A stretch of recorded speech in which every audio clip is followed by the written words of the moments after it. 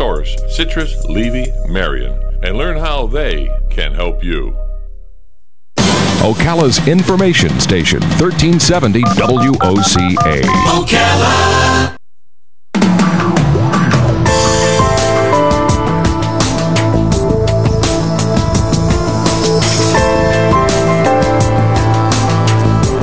Eighteen minutes after 11 o'clock. Hope you're doing well. It's a beautiful day. A little bit cool out there. Nobody's complaining about that. Just a nice first day of the Thanksgiving week, right? Yeah. Just a nice gorgeous day.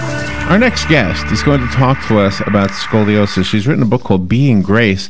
It's a story for children about scoliosis, so I'm curious about this. I remember when my son was in school, I got a note sent home from the nurse or something that said, we did a visual check. It looks like your son might have a little bit of scoliosis. I didn't, what the heck is that? This was before the internet. I couldn't just go online and look it up, so I had to go to the library and find a book. And what? And it just turned out it was okay. And he's 30 now, so he's doing fine. He's more fit than I'll ever be. Mm-hmm. June Hyjek is a wellness expert, a certified hypnotherapist, a mind-body coach, and again, the author of the book Being Grace, a story for children about scoliosis. Good morning, June. Good morning, Larry. Thanks for having me here. Thank you for being on the air with us. So you wrote this book for children? Yes. Correct. And is Grace a character in the book? Yes, Grace is the giraffe who has scoliosis, and she's diagnosed at an early age. And when she is growing up, she believes that she's perfect because her parents, fortunately, she has parents who tell her that every day. Uh-huh. But then when she gets to school, she looks different than the others. And parents don't often look at our differences as being anything bad, but I can tell you that kids in school usually do. Oh, yes. And so she gets bullied, but she discovers through it all that even things that are different about us can actually be very good, and she learns to find value in her differences.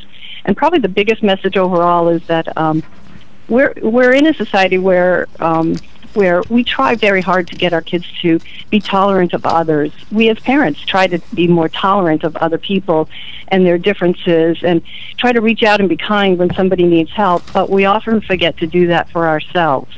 That we can accept differences in others, but we don't often accept them in ourselves. Oh, that's true. And that's what Grace learns to do. She learns to say that she's okay being different. Oh, I love that. That's a wonderful message. Robin and I are supporters of a group called the Children's Craniofacial Association. These are children with severe facial deformities that they were born with.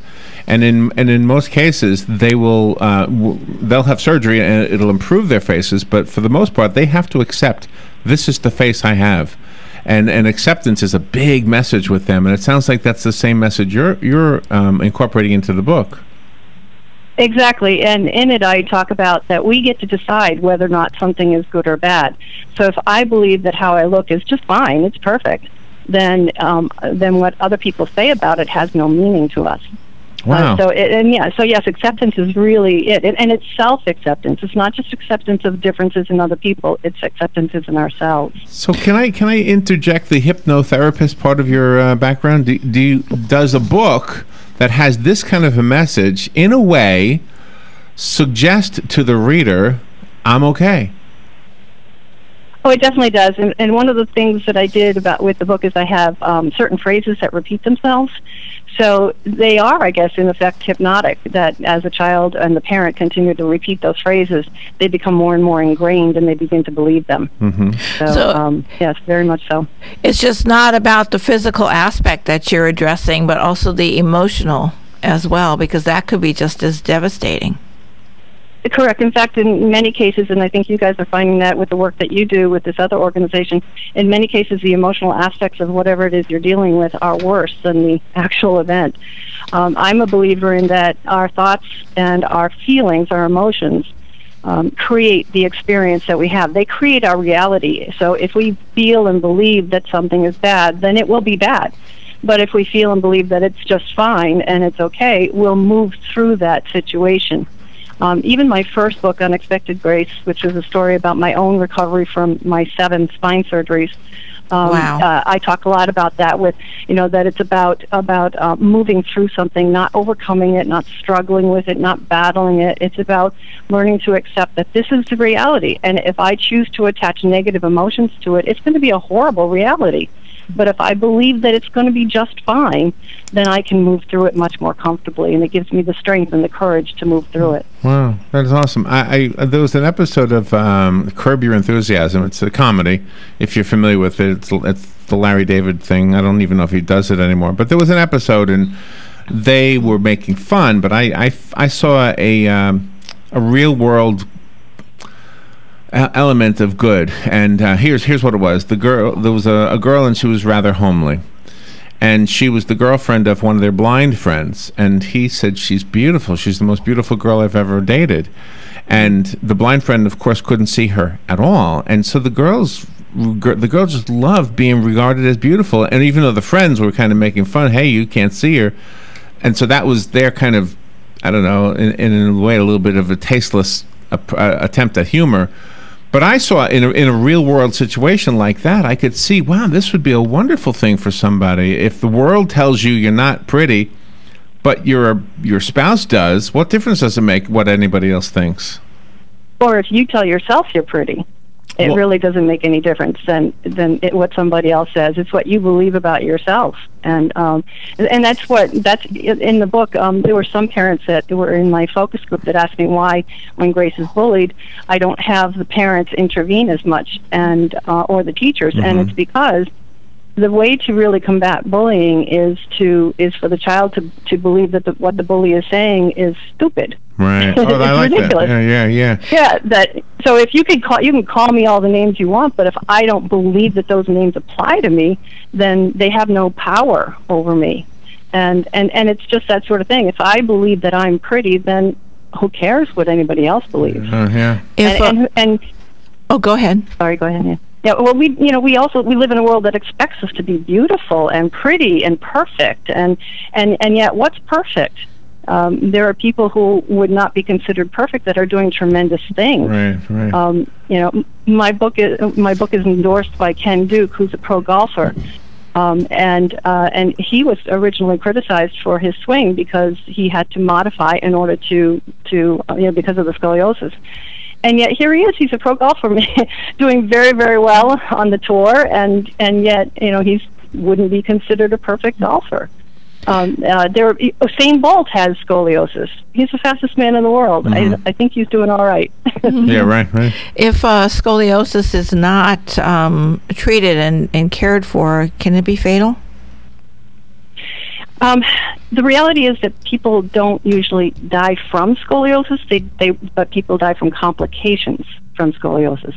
So it can drastically impact the rest of the body, which is, again, interesting that your son had a mild case and nothing came of it. And we see that all the time, that there are kids who have a very mild case and nothing happens from it, and there are kids who have a very severe case that progresses quickly. Even mild cases, it can impact the rest of the body. And when you think about it, the spine is the scaffolding that protects the spinal cord, and the spinal cord is the highway between the brain and the rest of the body. So it's not uncommon for people with scoliosis to end up with, I did too. I have TMJ and headaches and foot problems, knee problems. I have trouble metabolizing food because the spine impacts how the rest of the body works. Wow, is that right? Wow. So, yeah. Are you through? I actually met... Are you all... Am I through? No. Are you all through with your spine surgeries, or do you have to have some more? Well, I'm through, but there's no cure for scoliosis. This is a condition that impacts 12 million people in the U.S., and that is, if you want to look at the numbers, that is more than the number of people with lupus, multiple sclerosis, cystic fibrosis, breast cancer, and lung cancer, and type 1 diabetes all combined. Oh, that's more than all those people. And yet we don't know what causes it, we don't know what makes it worse, and we don't know how to cure it. All we can do is treat the most prominent symptom, which is the spinal curvature. Yeah. And how is that treated? How do you treat that? Yeah. Surgically, you have two options: surgical and non-invasive. And in my case, I had 7 spine surgeries because they kept failing. They would correct the curvature, and the spine would curve again. Because what happens is when you correct somebody with scoliosis and make them straight, they don't feel straight. You feel crooked. Curve again. So it's not uncommon for people to curve after surgery, or like in my case, and I'm not alone by a long shot, for the heart. So it has to be taken out and put back in. And then in my case, my 5th spine surgery, on my 4th was I had neck issues along with the spine itself, which is not uncommon. My 5th spine surgery, I ended up they had to completely replace all the hardware again. Oh my! And I had to, and I was leaking spinal fluid into my brain, so they had to do another surgery a few days later, and then then I got a staph infection, so they had to do a 7th surgery. Wow! So the numbers. Now I have. June, I have osteomyelitis, and so they will not do another surgery on me at all. So, June, the numbers that you told us about how many people actually have scoliosis tells me that this book should be in every doctor's office. If you have a child with the scoliosis, the book will end up in their hands, and they will feel a little bit better about themselves, I think, just reading it. June, thank you for being on the air. We've got like 25 seconds. Do you have a website so we can get the book? I do. It's aplaceofgrace.net. Okay. And if somebody wants an autographed copy, or there are links there to Amazon and to other bookstores. Okay, excellent. A Place of Grace is the book. I'm sorry, Being Grace is the book. aplaceofgrace.net is the website. Thank you, June. Correct.